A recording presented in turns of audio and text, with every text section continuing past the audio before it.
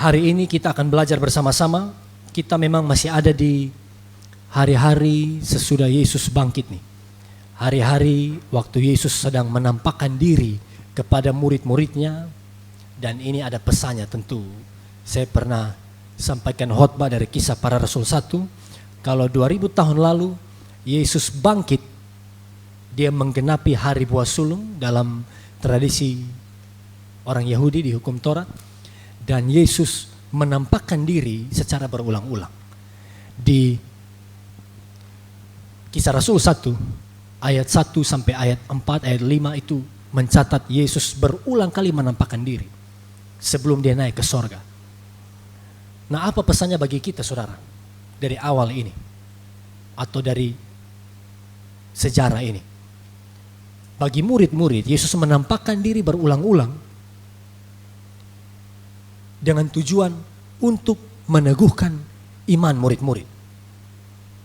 Saya ulangi, untuk meneguhkan, mengokohkan, menguatkan iman murid-murid agar mereka tidak lemah dan tidak mundur.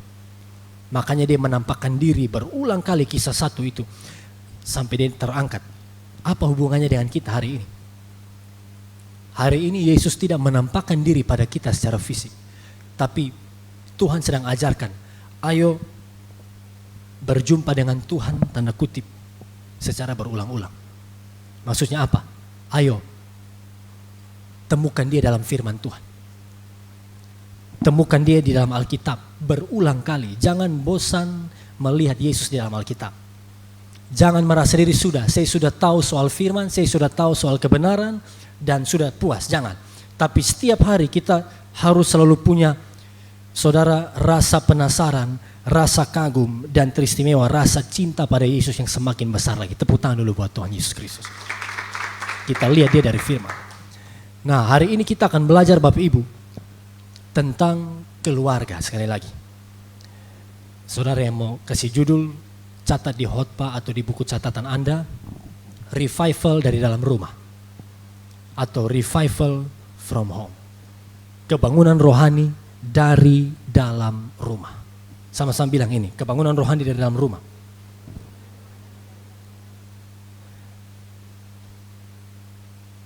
Saya percaya bahwa semua saudara yang ada di sini, semua Anda berasal dari sebuah keluarga dan saudara memiliki keluarga. Siapa di sini yang punya keluarga? Coba angkat tangan. Yang di online bisa ketik ya di kolom komentar bilang saya punya keluarga. Turun tangan. Yang tidak punya keluarga angkat tangan. Yang saudara tiba-tiba saja waktu reformasi, bukan reformasi. Waktu 2000, tahun 2000-an waktu 90-an waktu Soeharto turun, saudara juga turun dari pohon kelapa. Ada? Tidak ada. Kita semua ada keluarga masing-masing. Tidak ada yang ada secara tiba-tiba. Kalau saudara nonton film Mr. Bean, nah itu dia jatuh dari atas, itu film saudara. Itu fiksi. Tapi semua kita pasti punya keluarga. Nah, di dalam keluarga kita masing-masing ada tantangan, ada masalah, tetapi tahukah kita bahwa rencana Tuhan agar semua keluarga atau seluruh anggota keluarga itu diberkati Tuhan.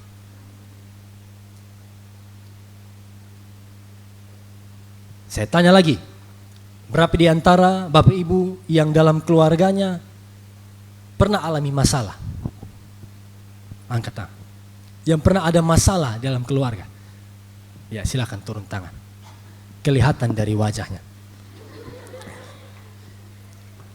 Jadi tidak perlu angkat tangan juga. Dia bilang Pak Pendeta lihat muka sini. Muka sudah jelas. Ini muka bermasalah. Bapak Ibu Saudara, catat ini. Tujuan Tuhan buat keluarga adalah agar seluruh keluarga diselamatkan. Terlepas dari banyak masalah, dari banyak persoalan, dari banyak tantangan yang iblis tawarkan atau iblis berikan kepada gereja hari-hari ini, kepada keluarga. Tuhan mau seluruh keluarga kita diselamatkan. Sama seperti Yosua pasal 24 ayat 15. Perkataan dari Yosua ini pelajaran, ini teladan, ini peringatan buat saya dan saudara. Yosua bilang apa? Dia buka dengan kalimat ini di ayat itu. Pilihlah pada hari ini kepada siapa kamu beribadah. Kepada Allah orang Amori, kepada Allah berhala, dengan kata lain bangsa-bangsa di sekitar mereka, Allah berhala di Mesir, atau kepada Tuhan, kepada Allah Israel. Kemudian ditutup dengan ini, tetapi aku dan seisi rumahku, kami akan beribadah kepada Tuhan Allah Israel. Artinya komitmen dia, dan saya percaya keluarga Yosua diselamatkan oleh Tuhan. Ini yang menjadi pelajaran buat kita. Satu keluarga diberkati, satu keluarga diselamatkan Tuhan. Rencana Tuhan digenapi di dalam setiap keluarga, dalam setiap family atau families. Tetapi sekarang kita lihat realitanya ya Bapak Ibu. Realitanya hari ini, masalah-masalah dalam keluarga itu apa? Saya coba pikir, renungkan, dan saya mulai tulis. Yang pertama, dalam keluarga iblis akan buat tipuan atau trik supaya begini. Kalau bisa hanya orang tua yang beribadah takut Tuhan, anak-anak tidak. Ini masalah pertama. Makanya ada papa mama setia ibadah, anak tidak kenal Tuhan sama sekali. Yang kedua, dalam sebuah keluarga, kalau bisa hanya anak-anak saja yang bertobat. Hanya anak-anak yang beribadah. Orang tua tidak bertobat. Yang kedua apa? Hanya anak-anak yang beribadah. Yang ketiga ada ini. Kalau bisa hanya suami atau istri. Dari keluarga hanya suami yang beribadah atau hanya istri. Paling banyak di gereja, coba saudara ingat dari dulu di gereja lokal Anda dulu, atau mungkin dari kampung, dari daerah, lebih banyak ibu-ibu atau bapak-bapak. Ibu-ibu, rayon, ibadah keluarga paling banyak ibu-ibu, paling banyak ibu-ibu. Kalau bisa hanya antara suami atau istri dan anak. Yang paling terakhir, ini yang paling parah. This is the worst. Apa itu? Kalau bisa dari seluruh keluarga, hanya satu saja yang diselamatkan. Lihat. Dari seluruh keluarga, hanya satu. Yang takut Tuhan. Yang mengenal Tuhan. Ada atau tidak begini Bapak Ibu? Ada. Dan lihat trik iblis. Keluaran pasal 10 ayat 11. Kita pernah baca ini, tapi kita baca lagi. Ingat, berulang kali kita harus dengar firman Allah. Keluaran 10 ayat 11. Kalau kita belajar Alkitab di kitab Keluaran Bapak Ibu, kita harus mengerti Firaun itu bayangan dari iblis atau antikris. Israel itu bayangan gereja umat Tuhan. Mesir gambaran dunia. Tuhan harus turunkan 10 tula di Mesir supaya mereka bebaskan Israel untuk beribadah pada Tuhan. Dan lihat, setiap keputusan-keputusan Firaun itu biasanya ada berhubungan. Itu menjadi tanda bagi kita tentang pekerjaan iblis. Apa saja keputusan Firaun? Salah satu ini. Waktu Tuhan suruh Musa pergi minta Firaun bebaskan umatku supaya beribadah. Lalu Firaun bilang, oke, kalian boleh pergi, tapi hanya laki-laki saja. Keluaran 10 ayat 11 sama-sama, 1, 2, 3. Bukan demikian, kamu boleh pergi, tetapi hanya laki-laki, dan beribadahlah kepada Tuhan. Sebab itulah yang kamu kehendaki. Lalu mereka diusir dari depan Firaun. Firaun ini memang iblis kan? Jadi dia punya trik. Kenapa hanya laki-laki yang pergi? Supaya kalau laki-laki tinggalkan istri anak di Mesir, mereka boleh pergi sejauh apapun mereka pergi ibadah. Tapi istri anak di Mesir, mereka harus pulang lagi. Pergi, pulang. Tidak bebas seutuhnya dari dunia. Tidak merdeka dari dosa. Dari pengaruh dunia yang jahat. Nah ini Ini rencana iblis nih. Kalau bisa dari keluarga hanya Deplis. Kalau bisa dari keluarga hanya Ivana. Kalau bisa dari keluarga hanya Ibu Agustina. Kalau bisa dari keluarga hanya siapa lagi? Nah, Rispa. Nanti baru dari TTS menyusul. Perlu sebut nama desa? Tidak perlu. Dia berbatasan dengan New York dan Boston. Bayangkan di TTS ada Boston, kan luar biasa. Lihat ini ya. Keluarga masalahnya ini. Jadi masalah tantangan keluarga datang silih berganti. Dan yang paling parah bukan hanya salah satu. Sekarang iblis serang generasi. Apa saudara? Generasi. Beberapa hari terakhir ini di sekolah Alkitab dalam sesi waktu saya mengajar ada tanggapan, pertanyaan dan kesaksian dari mahasiswa-mahasiswi, dari anak-anak, dan salah satunya mereka share tentang masalah remaja hari-hari ini. Ternyata tantangan remaja spesifik generasi Z, apa? Generasi Z atau bahasa gaulnya Gen Z. Tantangan Gen Z sekarang lebih berat dari tantangan kita milenial dulu. Nanti kita akan lihat. Tapi saudara coba buka Hakim-Hakim 2 ayat 10. Hakim-Hakim pasal 2 ayat 10. Coba kita baca. Firman Tuhan bilang apa? Hakim-Hakim 2 ayat 10 sama-sama 1, 2, 3. Setelah seluruh angkatan itu dikumpulkan kepada nenek moyangnya, bangkitlah sesudah mereka itu angkatan yang lain yang tidak mengenal Tuhan ataupun perbuatan yang dilakukannya bagi Israel, bagi orang Israel. Saudara, generasi atau angkatan Yosua kan setelah seluruh angkatan itu dikumpulkan pada nenek moyangnya. Siapa ini? Angkatan ini generasi siapa? Generasi Yosua. Generasi orang Israel yang masuk tanah perjanjian. Mereka Tuhan sertai, Tuhan pimpin, kalahkan bangsa-bangsa di tanah Kanaan, lalu mereka berbagi warisan, lalu settle, sudah nyaman, sudah aman. Generasi yang kenal Tuhan nih. Generasi Yosua yang berjalan dengan Tuhan. Tapi sesudah generasi Yosua apa yang terjadi? Alkitab bilang, bangkit satu angkatan yang tidak mengenal Tuhan. Satu generasi terlepas.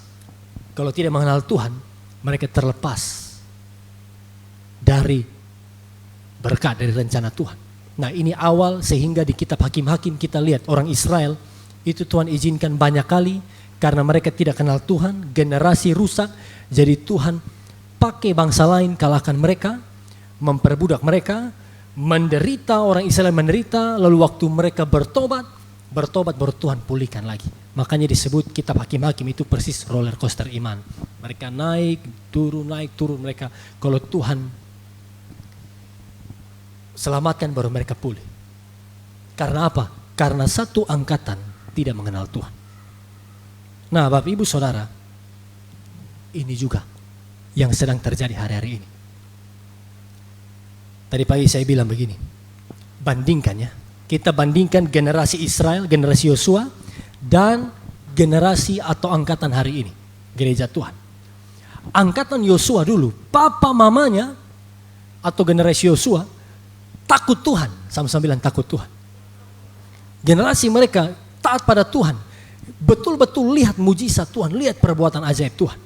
Toh begitu, dari papa mama yang hebat, anak-anak bisa hilang. Bandingkan kita hari ini. Yakin semua papa mama Kristen alami Tuhan? Yakin semua sekarang generasi orang tua takut Tuhan, bertobat? Tidak kan? Nah, bayangkan generasi sekarang, papa mama masih tidak bertobat. Makanya turun sampai hari ini, Gen Z sedang tuai. Kehancuran atau kenakalan, kerusakan moral Gen Z hari-hari ini, itu adalah hasil taburan dari kita 10 tahun, 15 tahun lalu. Kita clearkan dulu, kalau Gen Z itu, generasi Z itu yang kelahiran 96 sampai 2010. 96 sampai 2010 atau mungkin di bawah 2008, 2009 mungkin. Sekitar itu. Siapa di sini yang kelahiran 96 sampai 2008? Coba angkat tangan. Oke, kebanyakan di sini Gen Z. Makanya bagus saudara dengar khotbah ini. Nah, sebelum Gen Z ada, kalau generasi kami ini kelahiran 80-an, 80 sampai 95 itu generasi milenial. Yang kelahiran ini, yang milenial dari 80 sampai 95, coba angkat tangan.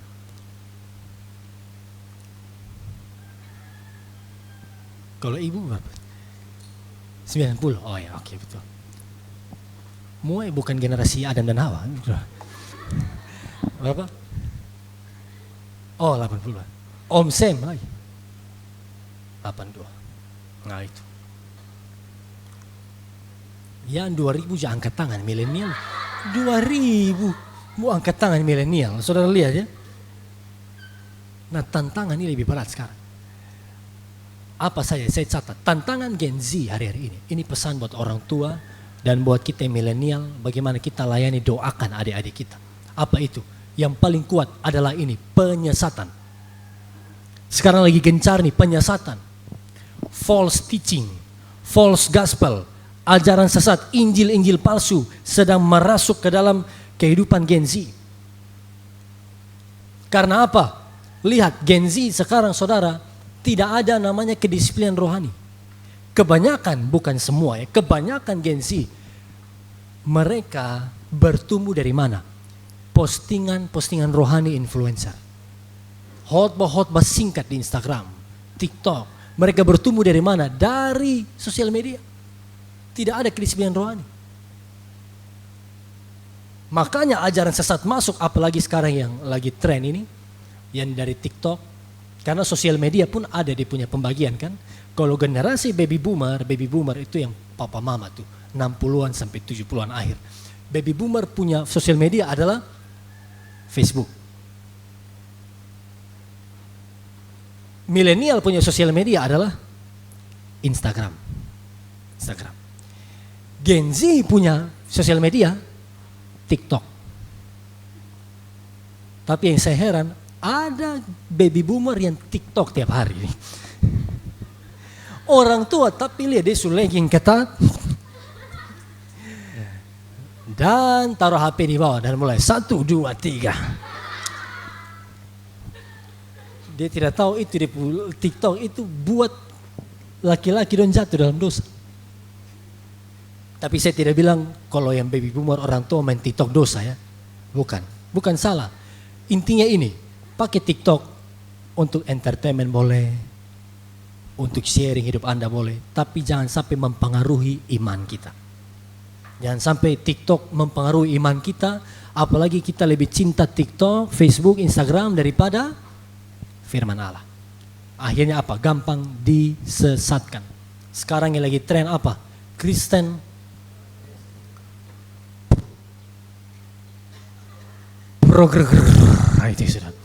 progresif. Itu saya sengaja, soalnya jangan pikir memang gagap di depan, bukan. Kristen progresif, makanya mereka bilang susah pakai aliran musik.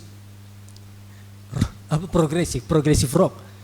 Tapi ini keyakinan, kepercayaan sekarang progresif. Mereka bilang apa? Yesus lebih rendah. Yesus itu bukan Tuhan. Yesus hanya teladan. Progresif ajar apa? Kita bisa selamat lewat ajaran manapun selama kita mengasihi orang. Ini penyesatan saudara. Kepercayaan progresif meragukan otoritas Alkitab. Nah, Gen Z yang lihat teologi ini lebih nyaman, lebih masuk logika. Betul kan? Progresif ini lebih pas dengan hidup kita hari ini, dengan moral Gen Z yang seperti ini sekarang. Progresif ini kebenaran yang sejati, filsafat dunia. Makanya Paulus pakai kata-kata apa? Dongeng, tahyul, omong kosong, filsafat kosong, filsafat hampa. yang membinasakan orang. Ini lagi marah sekarang, saudara. Penyesatan. Nah, sama-sama coba bilang penyesatan. Yang di Facebook jangan komen. Nanti orang baca, orang komen penyesatan. Orang bilang lagi komen saya lagi menyesatkan. Bukan. Sekarang lihat ini.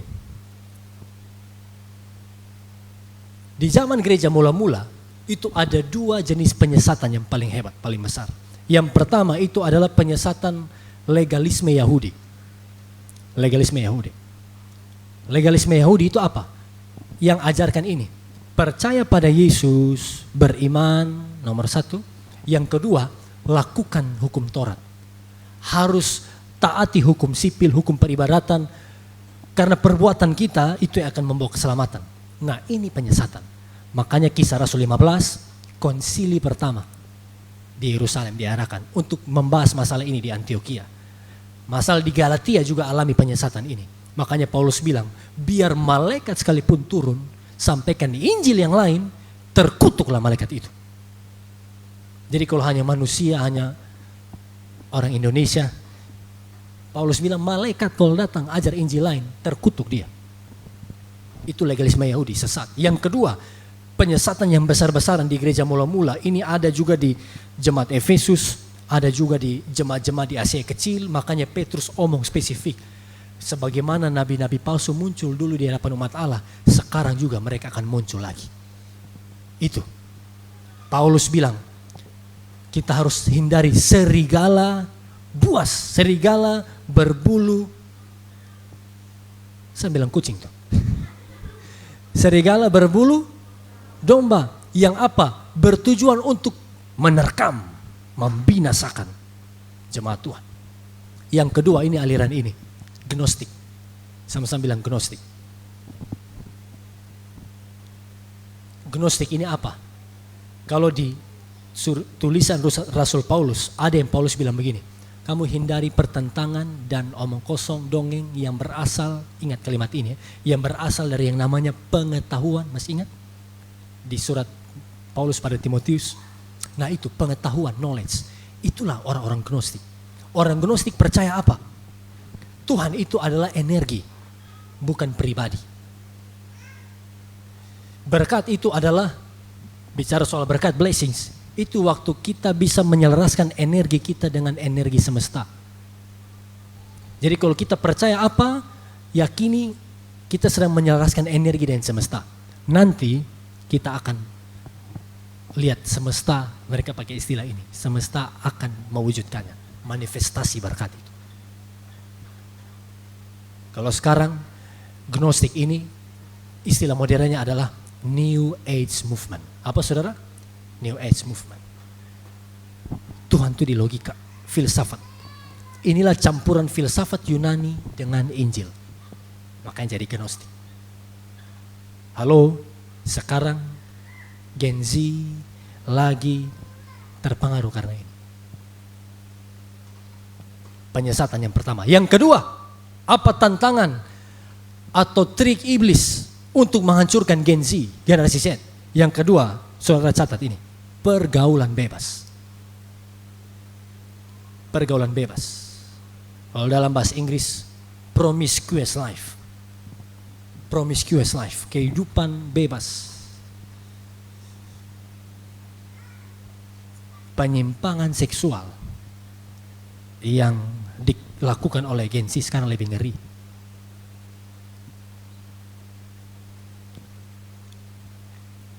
Kan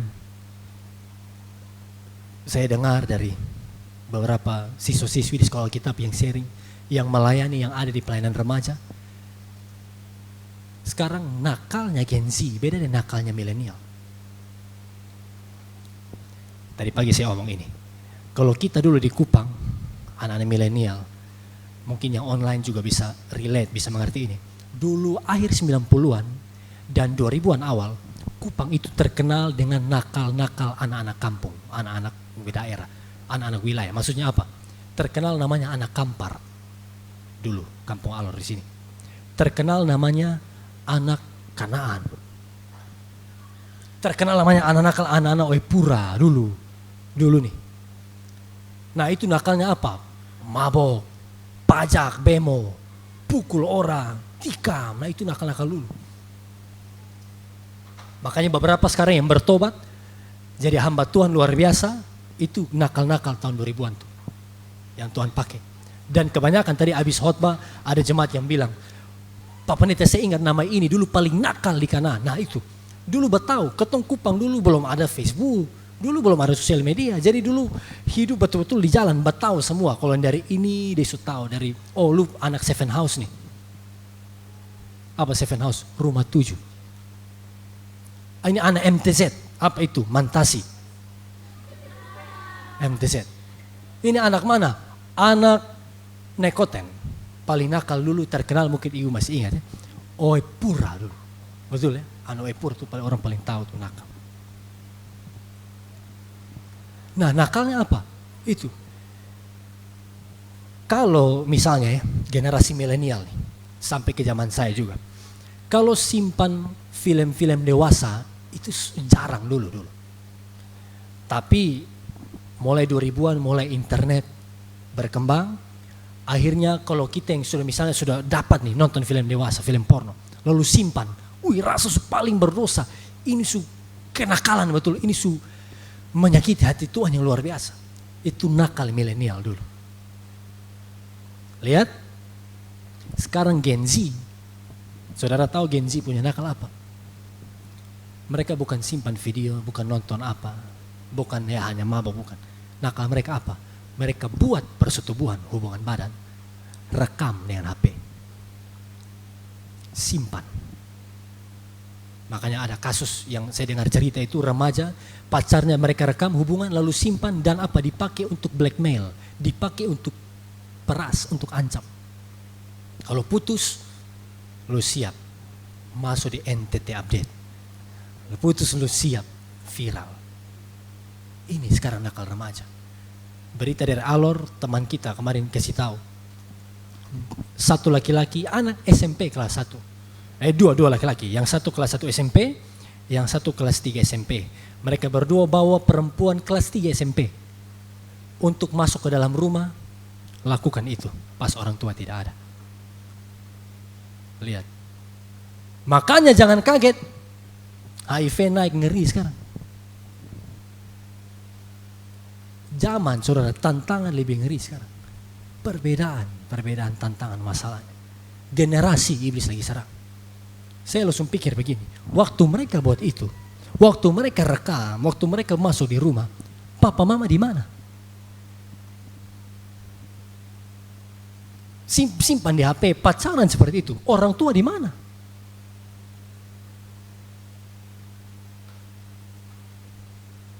Lihat. Dari Ibu Wati kemarin lagi di sekolah kan dia bilang, kasusnya sekarang khususnya di Kupang, ini mungkin yang online, yang dengar, saudara bisa cut ini video, upload lagi, share lagi di sosial media. Apa itu? Anak-anak tunggu kapan papa mama pelayanan, papa mama majelis kan? Jadi tunggu, dong sudah hafal jadwal papa mama keluar rumah pelayanan kapan? Itulah jam papa mama jalan, jam mereka pelayanan di dalam rumah. Atau pergi ke rumah tetangga dan gas. Papa mama ada urus sorga, anak-anak lagi bayar karcis neraka. Lihat. Ini generasi sekarang. Sekarang saudara, di sini kan banyak Gen Z. Kalau bukan gereja muridkan, kalau bukan orang tua yang selamatkan anak-anak muda generasi, nanti dunia yang muridkan mereka. Dunia yang pengaruhi mereka, nilai moral dunia.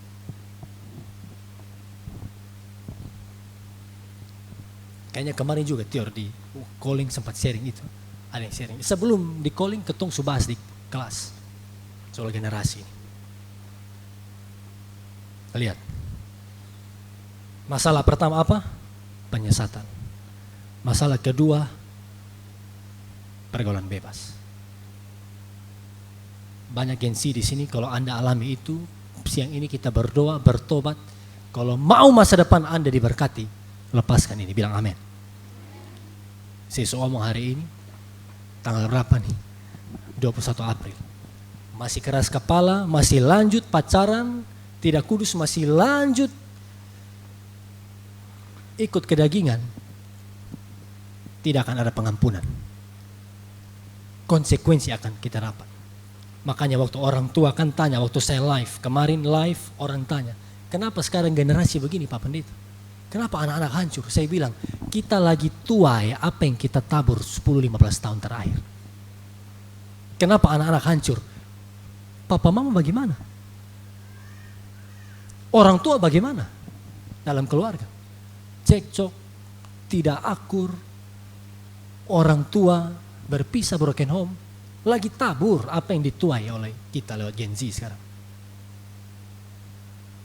Masa kita mau ajar anak, lu harus menikah seiman lu harus menikah satu agama Papa dengan mama beda agama. Kita mau ajar anak, lu harus rajin ibadah jangan mabok-mabok bertobat. Papa sendiri ibadah Natal dan Paskah. Tidak akan bisa, kita tuai. Sekarang Gen Z punya perilaku, ini tuaian orang tua selama ini. Halo. Makanya kita tidak bisa main-main. Saudara, apa yang harus kita buat? Yang ikut orang tua, mungkin di online banyak orang tua, harus mulai dari diri kita. Kita yang harus disiplin. Apa? Bukan hanya omong, bukan hanya ibadah urus kita dengan Tuhan, tapi tunjukkan teladan buat anak-anak. Kalau yang masih anak muda ini bekal buat Anda nanti menikah jadi begini. Orang tua bukan hanya fisikal sebagai orang tua jasmani, orang tua rohani juga. Kasih teladan, ajar mereka. Orang tua harus apa? Ajar anak-anak. Buka Ulangan pasal 11 ayat 19 sampai 21. Ulangan 11 ayat 19 sampai 21. Anak-anak bagaimana mau mengerti kalau tidak diajar? Sekarang coba semua perhatikan ini. Kita orang tua harus mengajar, teach them, show them. Ada kalimat bilang begini, anak-anak sulit untuk mendengarkan. Terkadang anak-anak sulit untuk mendengarkan, tapi mereka tidak susah untuk meniru. Anak-anak bisa salah mendengar, betul kan? Tapi mereka tidak akan salah dalam meniru orang tua. Lihat, Ulangan 11, 19 sampai 21. 1, 2, 3. Kamu harus mengajarkannya kepada anak-anakmu dengan membicarakannya. Apabila engkau duduk di rumahmu dan apabila engkau sedang dalam perjalanan, apabila engkau berbaring dan apabila engkau harus bangun. Lihat, Tuhan bilang apa? Kamu, parents, orang tua yang harus mengajarkan. Tidak cukup hanya ibadah minggu, remaja, youth, tidak. Atau di sekolah minggu, bukan. Harus kamu, harus orang tua. Kasih teladan dan mengajarkan. Makanya sekarang di sekolah-sekolah Kristen, dia ajar soal ini kan. Parenting Kristen seperti apa. Alkitab, ini dasar. Parenting Kristen itu di Alkitab semua. Waktu saya dengar isu-isu ini, saya terpikir begini Bapak Ibu, mungkin ada nanti gembala-gembala, hamba-hamba Tuhan lihat video ini.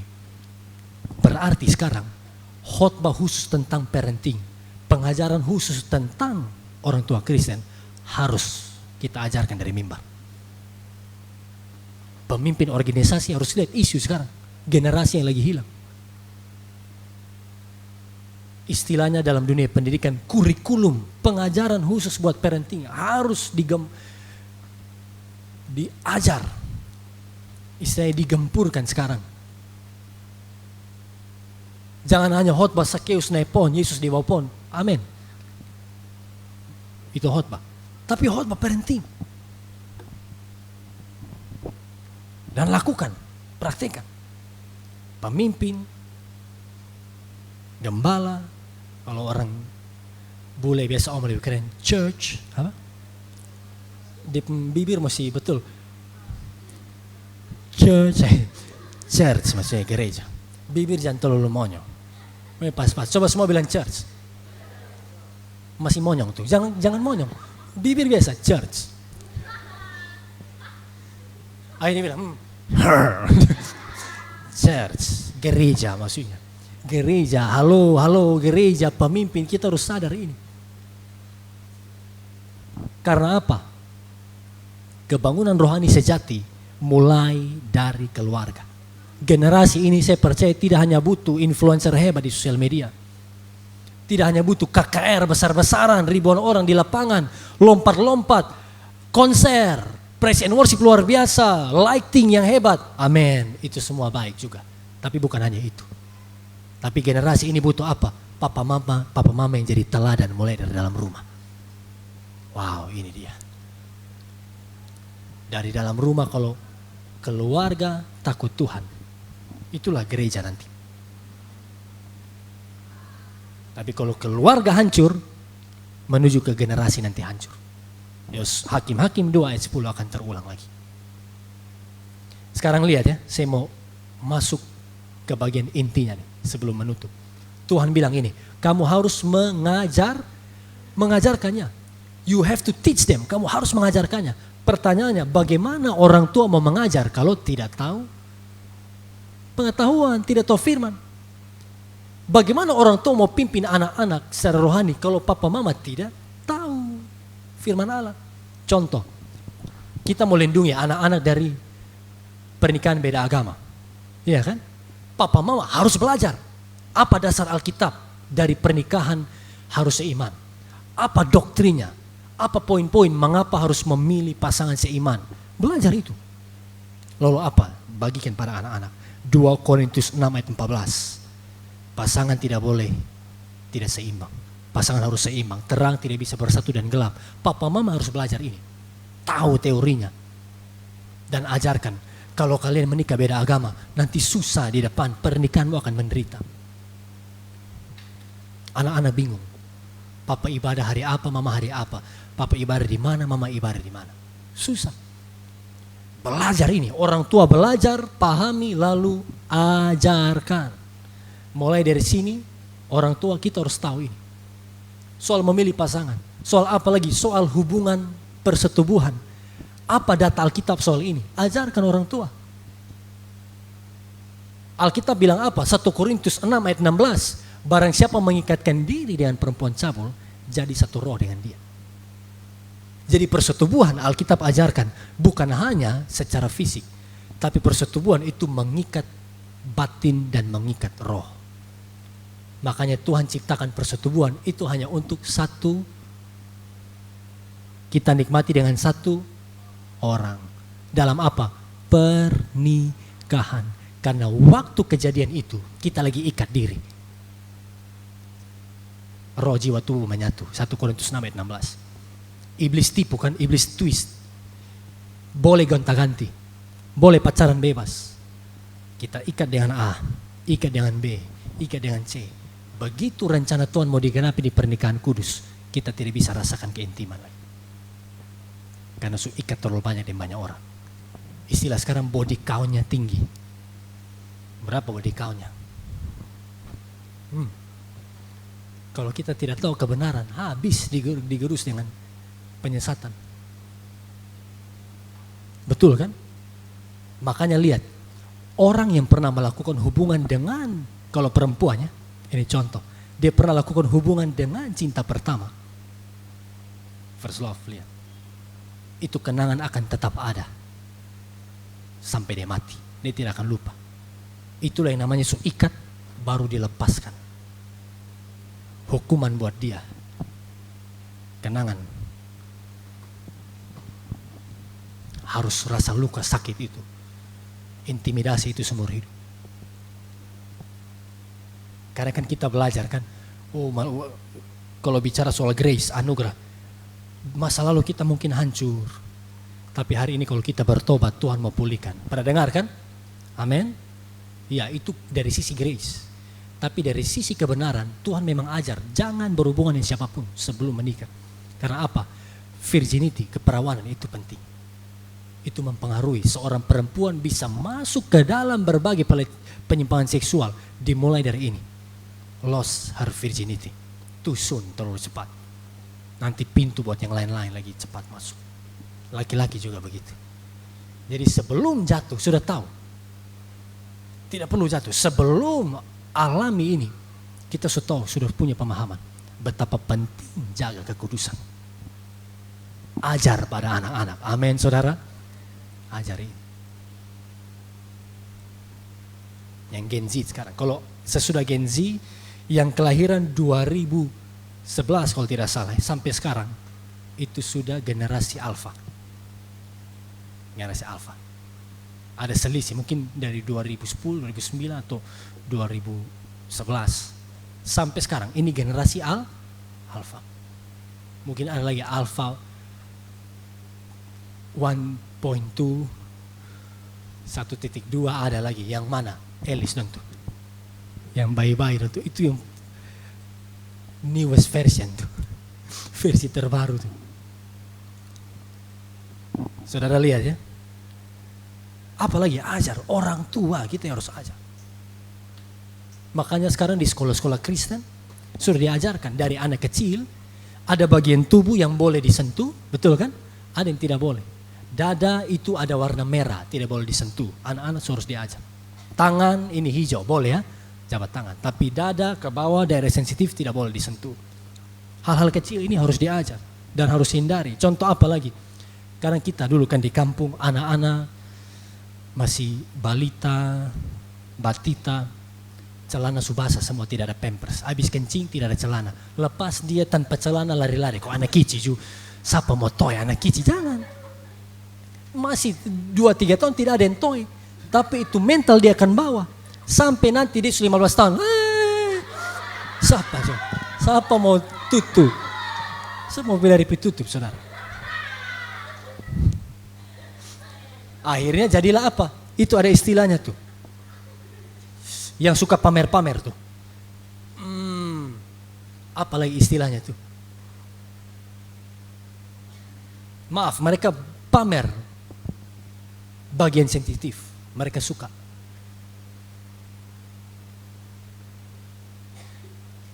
Aduh, mungkin di online ada yang tahu. Itu kan istilahnya ada.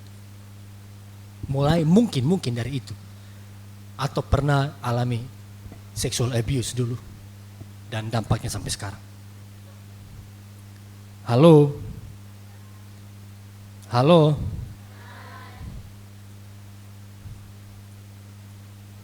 Lihat ini. Ajar soal kehidupan seksual. Ajar tentang apa lagi? Tentang dasar iman Kristen. Kan penyesatan lagi marak. Nah, papa mama belajar sudah. Teologi liberal apa, progresif apa. Papa mama mesti belajar. New Age itu apa, gereja Tuhan yang Maha Kuasa apa. Ajarkan. Gereja Tuhan yang Maha Kuasa ajarkan hari ini Tuhan sudah ada di mana? Di Tiongkok. Jadi saudara yang mau ketemu Tuhan, beli tiket pergi ke Tiongkok. Yesus ada buat apa di sana? Yesus lagi cari kutu dan jumur pakaian. Di Tiongkok bayangkan, so ada Yesus. Matius 24 kan Yesus nubuatkan. Hari terakhir banyak orang penyesat akan datang. Untuk apa? Bilang akulah Mesias. Padahal penyesat. Coba tepuk bawah kanan kiri bilang jangan mau disesatkan, bilang begitu. Jangan saudara lihat, ini muka penyesat. Jangan saudara ngomong begitu. Muka tidak ada hubungan dengan iman. Amin saudara. Ajar dasar iman. Apa ajar pada anak-anak? Kita Kristen itu bersyukur. Kita bangga karena apa? Kita diselamatkan karena kasih karunia Tuhan. Efesus 2 ayat 8 dan 9. Bukan karena perbuatan baik, bukan karena kehebatan kita, bukan karena amal atau apapun yang kita buat baru kita selamat, bukan. Tapi waktu kita masih berdosa, Roma pasal 2 ayat 4, Tuhan sudah berikan nyawanya bagi kita. Waktu kita masih berdosa, 2 Korintus 5:21, Dia dijadikan dosa supaya kita dibenarkan oleh karena Dia yang menjadi dosa. Kita diselamatkan oleh karena kasih karunia Tuhan. Ajar anak-anak, Yesaya 43, kamu berharga. Kamu dikasihi. Kamu dicintai Tuhan. Nilaimu harus ditentukan dari firman Allah. Bukan dari kata dunia. Ajar doktrin Alkitab, ajar. Soal apa lagi? Disiplin rohani, pimpin mereka. Supaya mereka disiplin mengenal Tuhan. Alasan kenapa Gen Z bisa sesat karena ini. Karena mereka tidak cinta Tuhan. Mereka tidak punya pemahaman yang mendalam soal firman. Kebanyakannya, bukan semua. Saudara lihat sekarang ada Gen Z yang luar biasa Tuhan pakai, Elia Mirot. Elia Mirot, itu luar biasa di TikTok. Tapi dia kalau omong pengetahuan, dia kalau jawab jawaban, ngeri, pintar sekali generasi Z. Bilang haleluya. Ajar anak-anak terima otoritas firman Allah.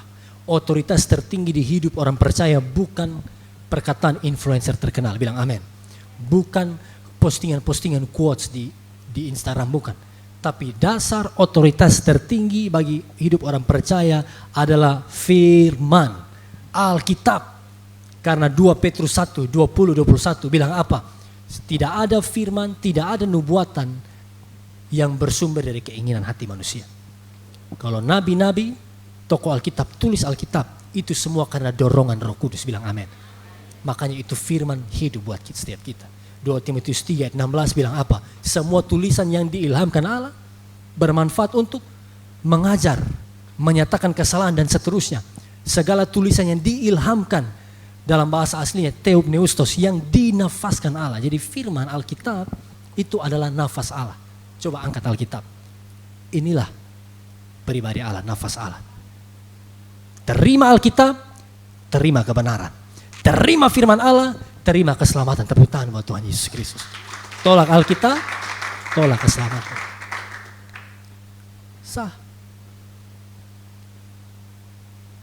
Kita hanya bisa melindungi atau menyelamatkan generasi kalau kita orang tua, kita belajar dan kita ajar ini. Bukan hanya ajar, tunjukkan teladan. Mau anak sabar, papa mama harus sabar. Mau anak setia, papa mama harus setia. Mau anak takut Tuhan, papa mama harus takut Tuhan. Kalau sekarang yang Gen Z sini, mungkin, coba sekali lagi yang Gen Z angkat tangan. Yang kelahiran tadi tuh, 96 sampai 2008, coba angkat tangan. Ya, turun tangan. Mungkin saudara lihat ya, saudara bilang begini, Pak Pendeta, papa mama saya tidak kasih teladan. Papa pemabuk, mama selingkuh, broken home dan lain sebagainya. Tidak apa-apa, itu masa lalu, amin. Itu menunjukkan dunia sudah rusak. Tapi meskipun orang tua tidak kasih teladan, saudara lihat Tuhan Yesus Kristus. Saudara lihat apa? Firman Tuhan. Jadikan Alkitab standar buat kita. Dan Tuhan sendiri yang jadi orang tua tanda kutip buat kita. Jangan benci papa mama, jangan benci buat saudara. Sudah kita lalui. Sudah lewat tuh. Sekarang firman diberitakan buat kita, pilihan di tangan kita. Mau ikut teruskan yang jahat dari orang tua, atau kita mau bangkit. Saya mau jadi yang mungkin seperti Petrus, yang dulu sempat menyangkal Yesus, tapi kasih karunia Tuhan pulihkan dia. Tuhan selamatkan kita. Beri tepuk tangan dulu buat Tuhan Yesus Kristus. Mari kita berdiri bersama-sama.